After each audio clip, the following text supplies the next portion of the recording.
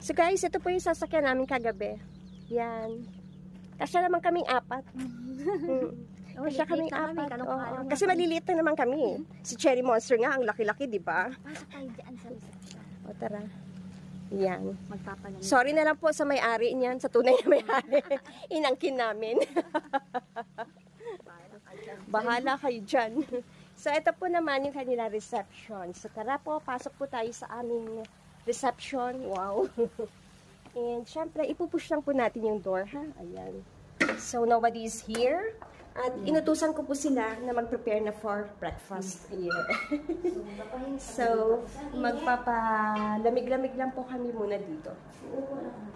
Ayan. So, ayan. Di ba napakaganda naman? Uy, you want souvenirs? May cap sila, may t-shirt. Ayan. So, yan yung kanilang souvenirs. And syempre,